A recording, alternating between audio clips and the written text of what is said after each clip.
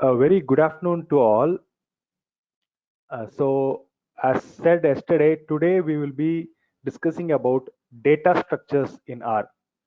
Before getting into data structures, I want to tell 2 points related to yesterday's session. So, yesterday, one of the participants asked me an alternative in online mode for R.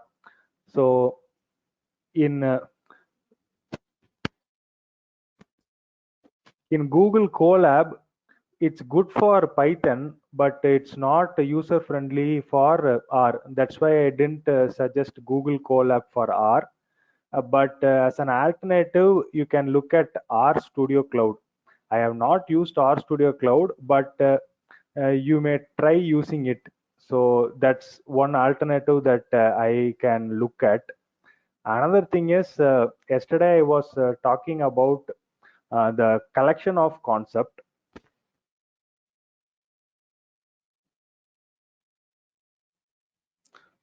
So if you see here, C of 10, 20, 60. So this is not collection of, this is combine the values. I am sorry for that. So C of means combine the values. So that's the correct meaning. So now let's get into today's session. So yesterday we just had a look at the various data structures in R. So we are going to look at the main data structures in R, namely vectors, matrices, arrays, lists, and data frames. So I will give you a brief idea about each one of these, and then we will look at each one of them in detail. First, let's start with vectors. Vectors, as we saw yesterday, is a collection of values of same data type. So a vector is nothing but a one-dimensional array. That is either one row or one column. Next, coming to matrices. Matrix is similar to vector except that it is a two-dimensional array. Next, coming to arrays. So as all of us know, array is a collection of elements of same data type. So vectors and matrices are just special cases of arrays. So the final two things are lists and data frames. So a list is nothing but a collection of values of different data types. So it is a one-dimensional data frame, either one row or one column. Data frame is the same as table. So as all of us know, a table consists of rows and columns, and obviously it is a collection of values of different data types. That is, the each column will be of a different data type, and the values in each column will be of the same data type. So having given you a brief idea about the major data structures in R, we will discuss about each one of them in detail.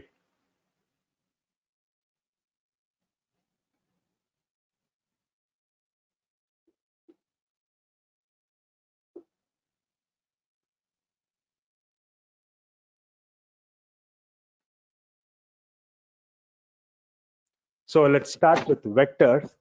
So as I said, vectors is a collection of values which are of same data type. It can hold any number of values. That is, there is no limit to the number of values that can be placed inside a vector.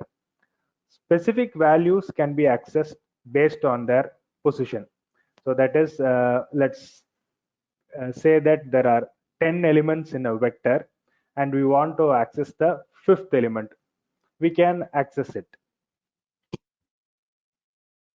So let's look at an example. So here in the example displayed on the screen, vector 1 is a variable to which a vector, that is, combine the data of 10, 20, 30, 40, 50 is given as a value. So when vector 1 is executed, the values in the vector are displayed on the screen. Then we are trying to fetch a particular value from the vector. So here the position starts from 1. So first position is occupied by 10. 20 is in the second position. Hence, vector 1 of 2 will give 20, which is in the second position. Suppose if you want to display more than one value with respect to a particular position, then once again you have to use the combine the values concept. So vector 1 of C of 2 comma 3. So elements or values in the second and third position will be displayed. Here it is 20 and 30. So there is one more way to display multiple values, that is 1 is to 3. So that is, it is nothing but a range. So if you give 1 is to 3, it is a range of values from 1 to 3. So for the first, second and third elements in vector 1 will get displayed. It is nothing but 10, 20 and 30. So the difference between combine the data, that is C of 2 comma 3 and the range 1 is to 3 is, in range you can display only continuous values, that is values in position first, second and third, like that. But if you want to display discontinuous values, values in discontinuous positions, say values in position 2 and 4, then you have to go for that combine the data concept. Finally, let's try the various operations that can be applied on vectors. Here I have tried division operation as an example. So in programming languages like C, you can divide values in a vector or array only one by one using a loop. But in R, you can directly divide it by giving the variable name followed by the operation. So here vector 1 divided by 10 will divide each one of the values inside vector 1 variable by 10. We have 10, 20, 30, 40 and 50. Hence, when we divide each one of the values, we get the result as 1, 2, 3, 4 and 5. Let's try executing them in RStudio.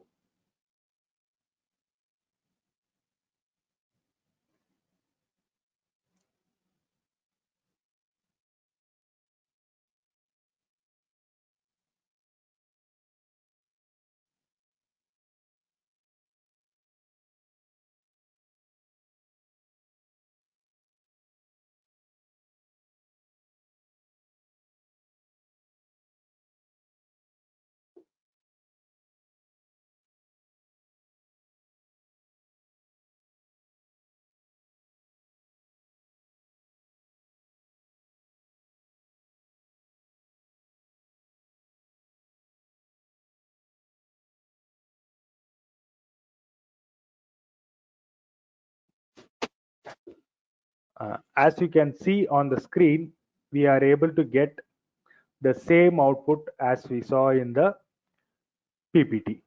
So let's try giving multiple values, because we need to ensure that a vector can hold any number of values, right? So let's give many values.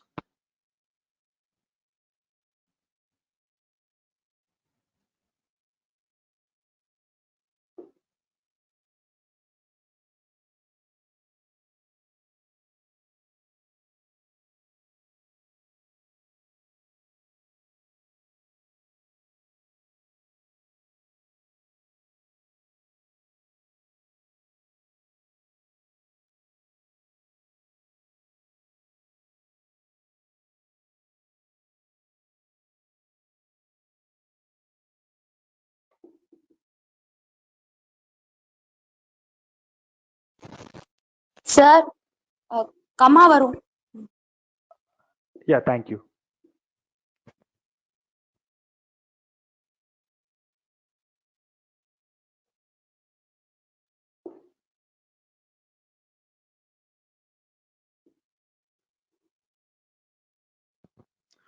So here we have given about 25 values. So it is able to store all the 25 values. So now we are convinced that a vector can hold any number of values.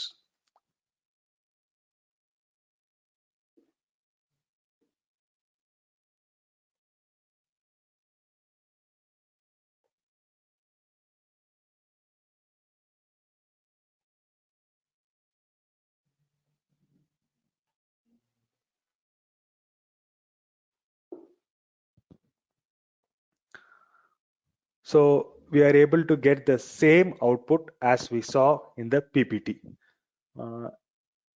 If any one of you want to try any other example, you can suggest values.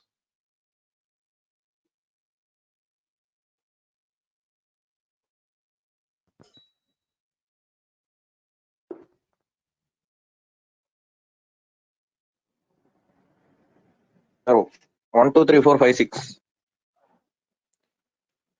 Okay, Thanos.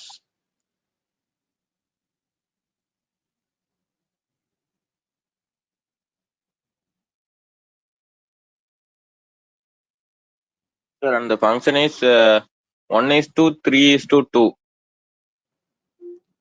Actually, you can give only two values for range. The starting value and the ending value. Sir, I think it's working is to 2. Just a minute. Okay, sir. 1 is to 3 is to 2, I think. No, 1 is to 3 means values from 1 to 3. So what do you mean by 1 is to 3 is to 2? Sir, it's jumping, sir. First value and then third value and then fifth value, I think. 1 is to 3 is to 2, 1 right? is to 6. 1 is to 6 is to 2. So only the value come, I think. Okay, we will try it. Okay, sir. Okay, sir. Try it, sir. We are Sorry, getting sir. an yeah, so that's okay. In generally, for a range, you have to give the starting value and the ending value. So there can be only two values. Okay, sir. Okay. Yeah, we will try 1 to 6. So we are getting 1, 2, 3, 4, 5, 6. Is that fine, Thanos? Yes, sir. Yes, sir. Thank you, sir. Oh, yeah, you're welcome, Thanos.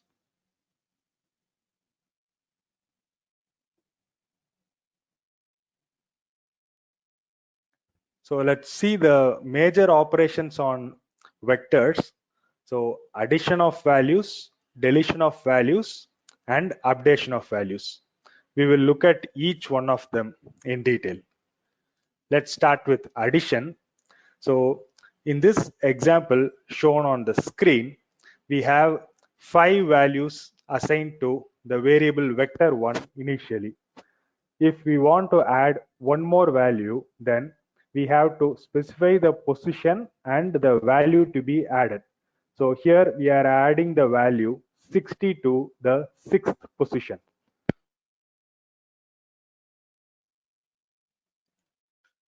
Okay, we will try this in RStudio.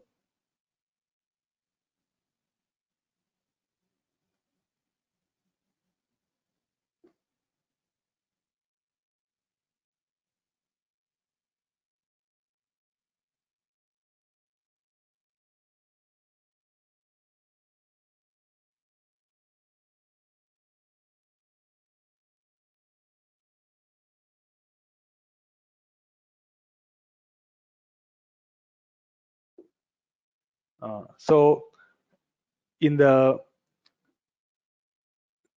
screen for vector 3, we already have 6 values I have added a seventh value 45 and we are able to see it displayed on the screen while executing vector 3 variable.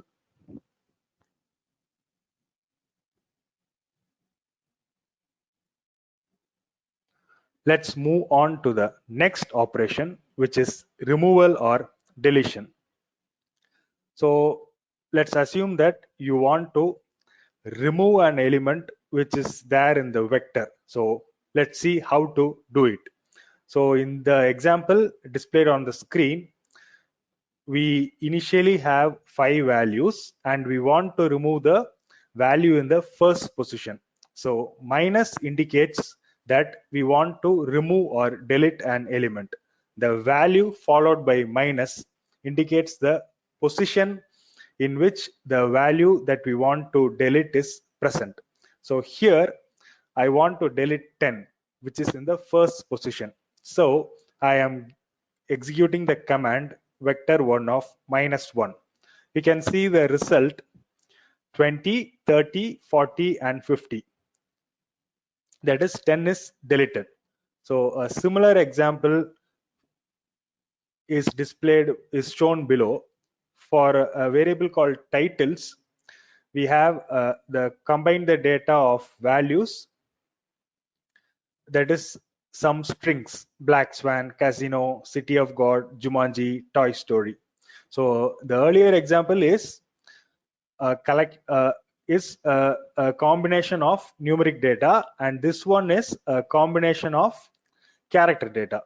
So here too I am trying to remove Black Swan, hence we are getting the output without Black Swan. We will try it in RStudio.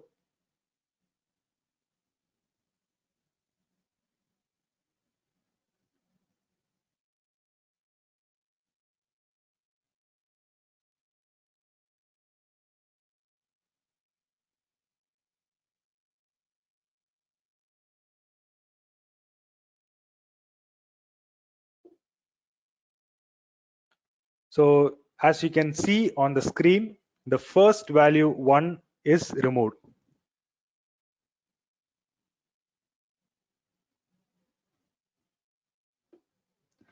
Now if I execute vector 3, the value 1 is present. So what do we need to do in order to delete the value permanently? We have to update the variable vector 3.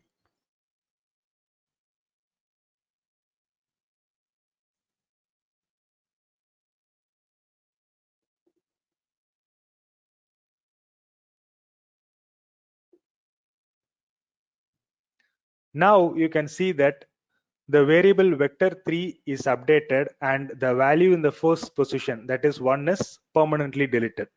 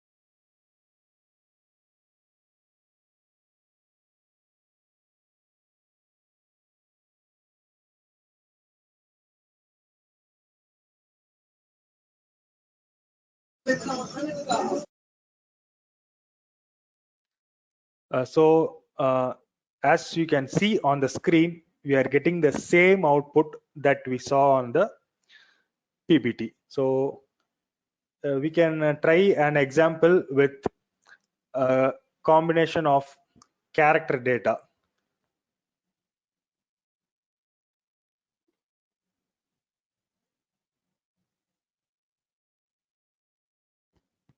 Um, I request you people to give me 4 or 5 strings, anything of your choice.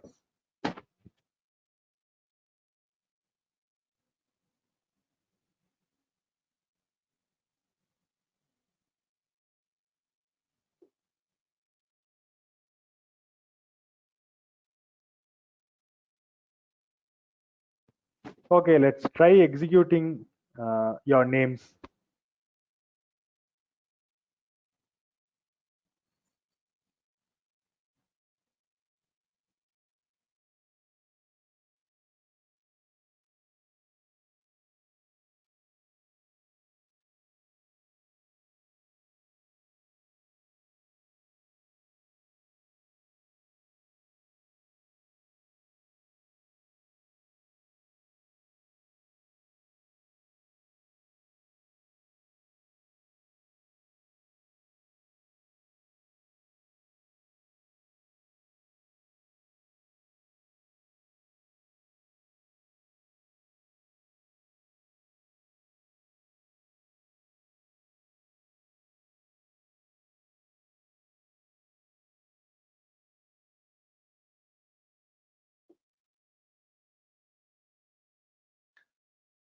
So we have created a variable called char data with three values, Seema, Thanos, and Mahendran, and I have removed Thanos. Hence, you can see the output as Seema and Mahendran.